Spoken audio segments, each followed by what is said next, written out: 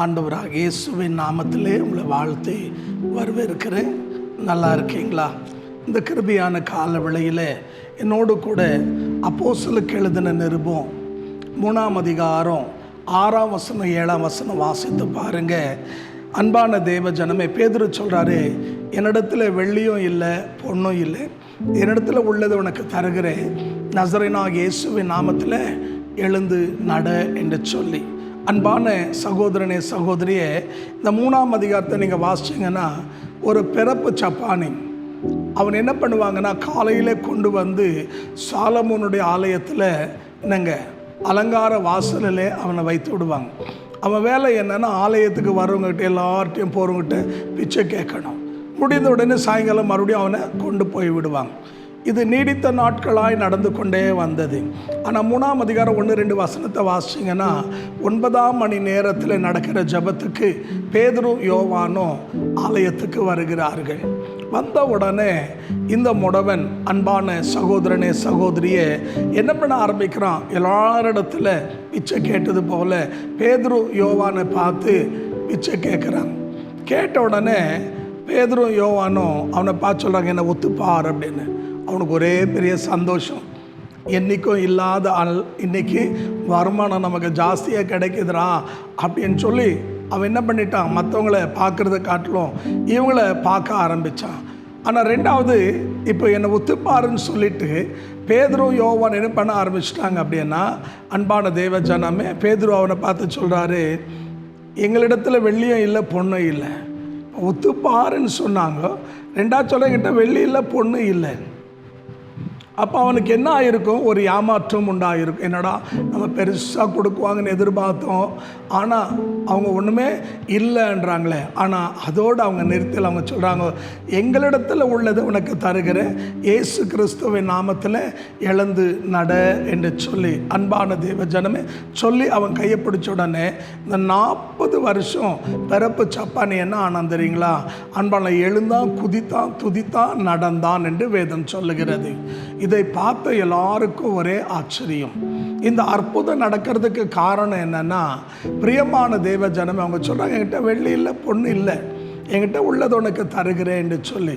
இயேசுவின் நாமத்தை எப்போ அவங்க பயன்படுத்த ஆரம்பித்தார்களோ, 40 வருஷம் அன்பானுடைய செத்து போன உறுப்புகள் எல்லாம், செயலிழந்து போன உறுப்புகள் எல்லாம், பலவீனமான உறுப்புகள் எல்லாம் என்ன ஆகிப்போச்சுன்னா, அவைகளுக்கு ஜீவன் உண்டானது. நீங்கள் வேதத்தில் எசேக்கியேல் 37ஆம் அதிகாரம் 4ஆம் வசனத்திலிருந்து 11ஆம் வசனம் வரைக்கும் வாசித்து பாருங்கள். ஆண்டவர் எசேக்கியேல் தீர்க்கதரிசியை எலும்புகள் நிறைந்த பள்ளத்தாக்குக்குள்ளே கொண்டு போகிறார். கொண்டு போய் அன்பான தேவ ஜனமே, அந்த எலும்புகளுக்கு மத்தியில் நிற்க வச்சு சொல்கிறாரு, இவைகள் உயிரடையுமா அப்படின்னு கேட்கும்போது தீர்க்கதரிசி சொல்கிறாரு, நீர் அறிவீர் ஆண்டவரேன்னு. நீங்கள் 37:4 எசேக்கியேலை வாசித்து பாருங்கள். ஆண்டு சொல்கிறார், எலும்புகளை பார்த்து பேசணும்.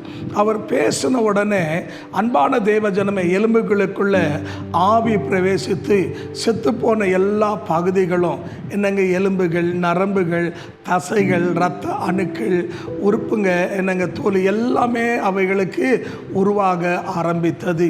அப்போ என்ன நம்ம இதனால் புரிந்து கொள்ளுகிறோம் அப்படின்னா, ஆண்டவருடைய வார்த்தையை சொன்ன உடனே பேதுரு சொல்கிறார், வெள்ளி பொண்ணுங்கிட்ட இல்லை, உள்ளதை தரேன், எழுந்து நடான்னு. அவன் உடனே எழுந்துனா. அப்போ ஆண்டவருடைய வார்த்தைக்கு என்ன இருக்குதுன்னா, வல்லமை இருக்குது.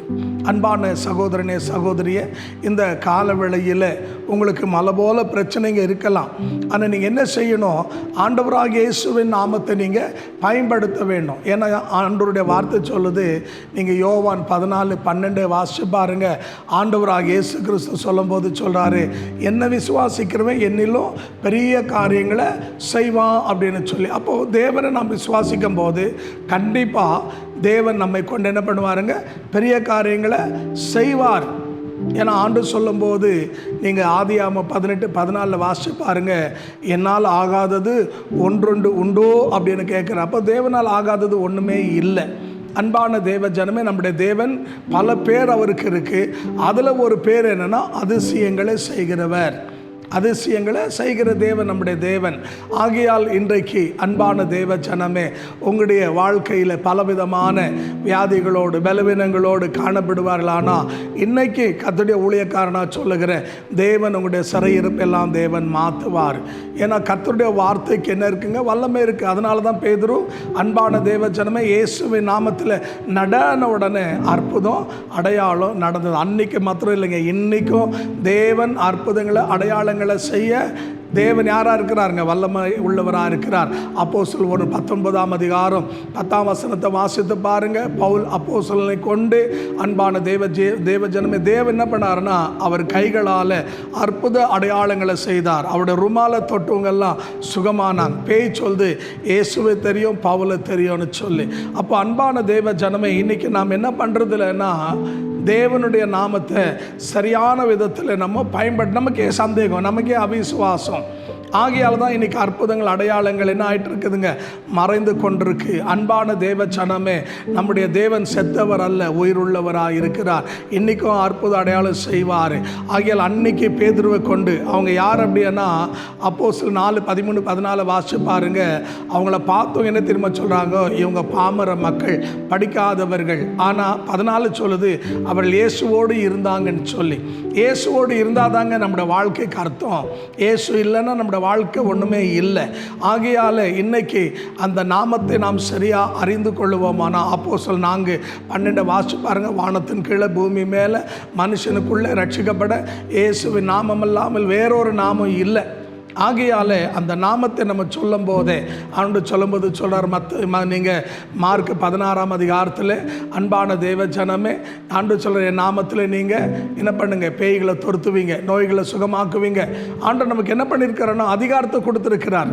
நீங்கள் அதிகாரத்தை பயன்படுத்தணும். தேவ பிள்ளைங்க நம்ம பல வருஷமாக என்ன ஆகிட்டோங்க, விசுவாசிகளாக ஆயிட்டோம். இன்னும் பால் குடிக்கிற குழந்தைகளாகவே இருக்கிறோம். யாராவது வரணும் நமக்காக ஜெபிக்கணும்னு காத்துட்ருக்குறோம். இல்லை, அந்த நிலைமை மாறி இப்போ நம்ம யாராக இருக்கிறோங்க, பிள்ளையனுடைய பருவத்தை கடந்து புருஷருடைய பருவத்தில் நம்ம பிராயத்தில் கடந்து போயிருக்கிறோம். நம்ம எல்லாரும் மற்றவங்களுக்கு நம்ம ஆசீர்வாதமாக பிரயோஜனமாக மாறணும். ஆகையால் அன்பான உள்ள பேதுருவை கொண்டு செய்த தேவன் உங்களை கொண்டு செய்ய அவர் வல்லவராக இருக்கிறார். அரணை விசுவாசி, தேவன் பெரிய காரியங்களை செய்வார். நீங்கள் 2 ராஜாக்கள் 5ஆம் அதிகாரத்தை வாசிச்சு பாருங்கள். என்னங்க, நாகமான் யுத்தத்துக்கு போய் என்னங்க வரும்போது ஒரு சிறியவளை கொண்டு வரான். அவள் யாரன்னா இஸ்ரவேல் தேசத்தை சார்ந்துவான். அவளை கொண்டு போய் தன் வீட்டில் வேலைக்கு வச்சுக்கிறான். அவள் தன்னை எஜமாட்டிக்கிட்டேன்னு திரும்ப சொல்கிறான், என் எஜமா எங்கள் ஊரில் இருந்திருந்தா என்னங்க எப்போவோ ஒரு சுகமாயிட்டு இருப்பார். அந்த சின்னவ சொன்ன அந்த சாட்சியை கேட்டு நாகமான் ராஜா கிட்ட போய் சொல்கிறான். ராஜா ஒரு கடிதம் எழுதி இஸ்ரவேல் ராஜா கொடுக்குறான். அதை அந்த ராஜா வாசித்த உடனே வஸ்திரங்களை கிழித்து கொள்கிறான்.